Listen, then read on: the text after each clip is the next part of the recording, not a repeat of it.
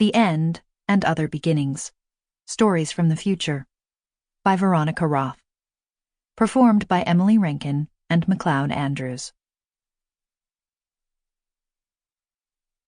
Inertia. "There must have been some kind of mistake," I said.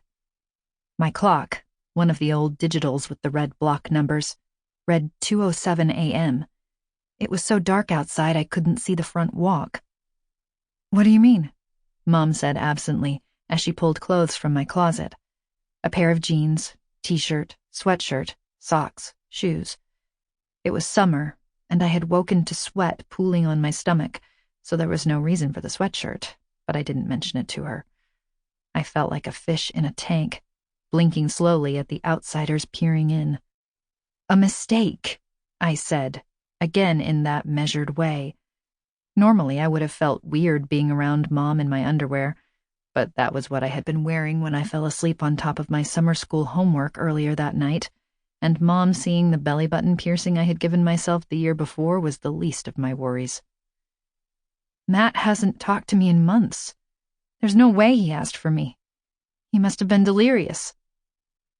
The paramedic had recorded the aftermath of the car accident from a camera in her vest. In it, Matthew Hernandez, my former best friend, had apparently requested my presence at the last visitation, a rite that had become common practice in cases like these, when hospital analytics suggested a life would end regardless of surgical intervention. They calculated the odds, stabilized the patient as best they could, and summoned the last visitors, one at a time, to connect to the consciousness of the just barely living. He didn't just make the request at the accident, Claire. You know that. Mom was trying to sound gentle, I could tell, but everything was coming out clipped. She handed me the t-shirt, skimming the ring through my belly button with her eyes, but saying nothing. I pulled the t-shirt over my head, then grabbed the jeans. "Matt is 18 now." At 18, everyone who wanted to participate in the last visitation program, which was everyone these days, had to make a will listing their last visitors. I wouldn't do it myself until next spring. Matt was one of the oldest in our class. I put my head in a hand. "I can't." "You can say no if you want." Mom's hand rested gently on my shoulder. "No." I ground my head into the heel of my hand. "If it was one of his last wishes—" I stopped talking before I choked. I didn't want to share a consciousness with Matt. I didn't even want to be in the same room as him. We'd been friends once, the closest kind. But things had changed. And now he wasn't giving me any choice. What was I supposed to do? Refuse to honor his will? "The doctor said to hurry.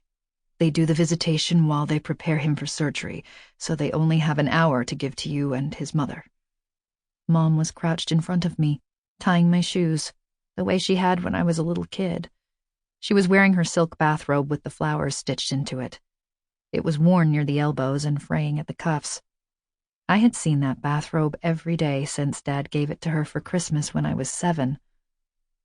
"Yeah," I understood. Every second was precious, like every drop of water in a drought.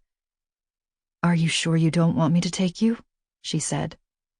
I was staring at the pink flower near her shoulder, lost for a second in the familiar pattern.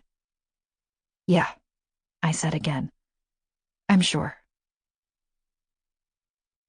I sat on the crinkly paper, tearing it as I shifted back to get more comfortable. This table was not like the others I had sat on, for blood tests and pelvic exams and reflex tests.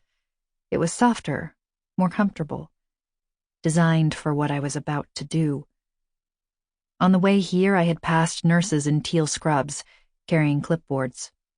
I passed worried families, their hands clutched in front of them, sweaters balled up over their fists to cover themselves. We became protective at the first sign of grief, hunching in, shielding our most vulnerable parts. I was not one of them. I was not worried or afraid. Sample complete. Ready to continue?